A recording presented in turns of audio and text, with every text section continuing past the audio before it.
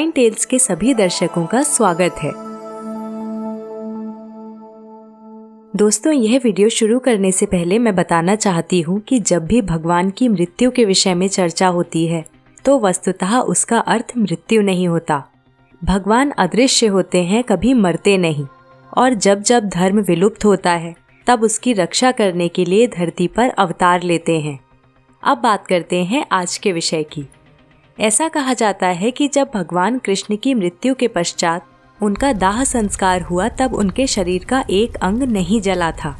तो आइए इस वीडियो के माध्यम से जानते हैं कि क्या भगवान के शरीर का दाह संस्कार हुआ, यदि हाँ तो कौन सा अंग नहीं जला और क्यों। भगवान कृष्ण की लीलाएं उनके बचपन से ही बहुत रोचक रही हैं। उनकी मनमोहक छवि, उनके द्वारा की गई लीलाएं और उनके प्रति सबका प्रेम अतुलनीय है। भगवद गीता के अनुसार भगवान कृष्ण की मर्जी के बिना एक पत्ता भी नहीं हिलता, अर्थात संसार में जो कुछ भी होता है वो केवल उनकी इच्छा से ही होता है। उनकी इच्छा के बिना कुछ भी संभव नहीं। वे ही परमपिता परमात्मा हैं। महाभारत का युद्ध भी उनकी इच्छा से ही हुआ, जिसके माध्यम से उन्होंने धर्म का महत्व बताया और उन्होंने स्वयं भी धर्म का ही पक्ष लिया। चूँकि कौरव अधर्म के पक्षपाती थे, भगवान कृष्ण ने दुर्योधन को बहुत समझाने का प्रयास किया, परंतु दुर्योधन अपने हठ पर ही अड़ा रहा। तब महाभारत युद्ध के अतिरिक्त और कोई चारा नहीं बचा था।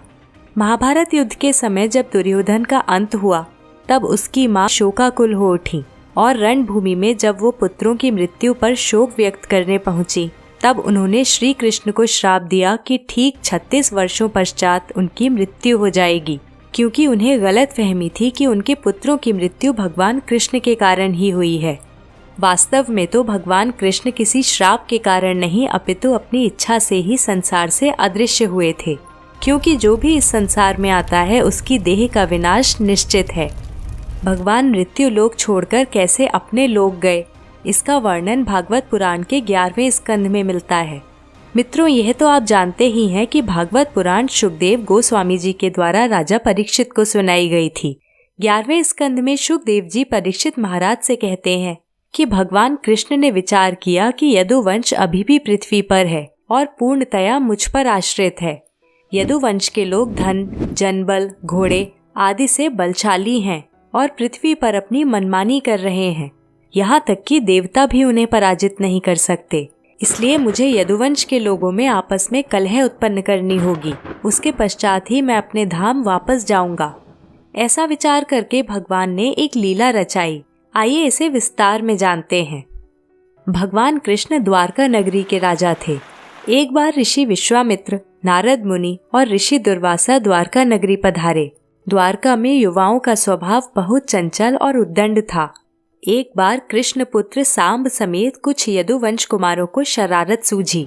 सांब ने स्त्री का रूप धारण किया और वे सभी तीनों ऋषियों के पास पहुँचे और सांब को गर्भवती महिला बताकर ऋषियों के साथ मजाक करने का दुस्साहस किया।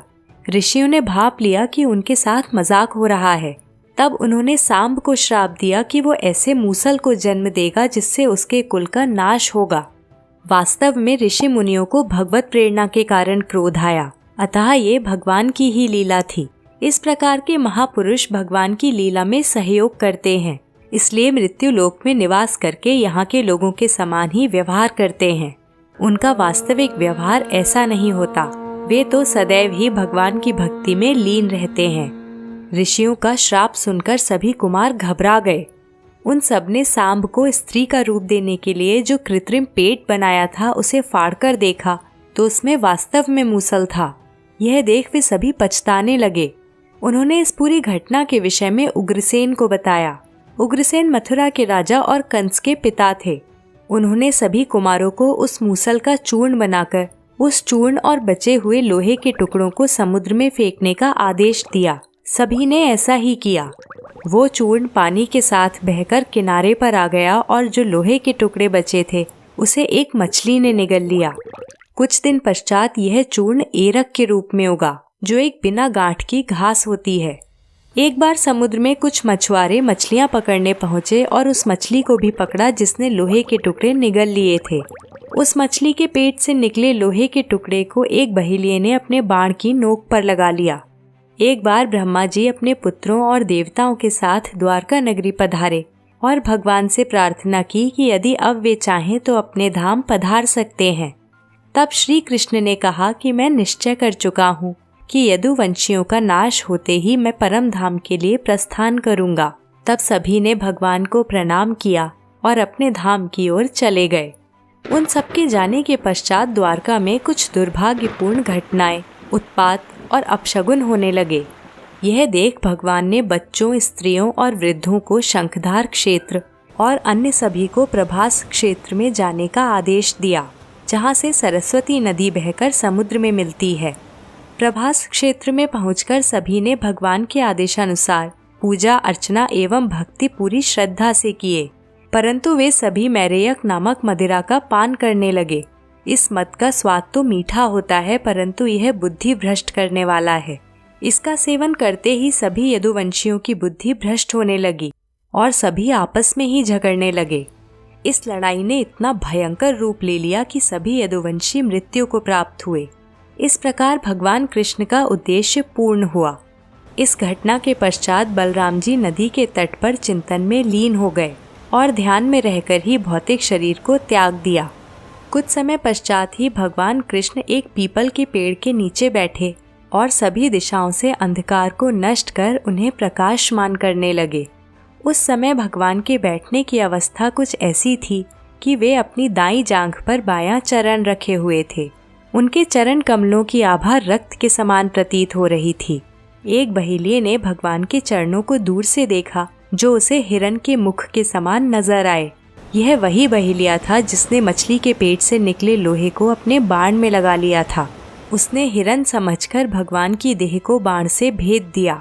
इसके पश्चात भगवान अपने शरीर समेत ही भगवत धाम के लिए प्रस्थान कर गए। इस प्रकार ऋषियों द्वारा दिए गए श्राप के कारण यदुवंश का नाश हुआ और गांधारी के द्वारा दिया गया श्राप भी पूरा हुआ, क्योंकि महाभारत के पश्चात भगवान कृष्ण के 36 वर्ष इस धरती पर पूर्ण हो चुके थे। कई बार ऐसा कहा जाता है कि भगवान की देह का दाह संस्कार किया गया, परंतु वास्तव में ऐसा नहीं हुआ था। उनकी देह दिव्य थी, न कि पंच तत्वों से निर्मित। अनेक मान्यताओं के अनुसार पांडवों द्वारा उनके शरीर का अंतिम संस्कार किया गया। जब उनकी पूरी देह जल गई परंतु हृदय जलकर नष्ट नहीं हुआ और अंत तक जलता रहा, तब उनके हृदय को जल में प्रवाहित किया गया। उनकी देह का यह हिस्सा राजा इंद्रियम को प्राप्त हुआ। राजा इंद्रियम भगवान जगन्नाथ के भक्त थे। उन्होंने भगवान कृष्ण का हृदय भगवान जगन्नाथ की प्रतिमा में स्थापित कर दिया। तो दोस्तों, आपको इस विषय में जो भी ज्ञान है उसे कमेंट बॉक्स में लिखकर हम तक पहुंचाएं। मिलते हैं आपसे अगली कड़ी में। जय श्री कृष्णा।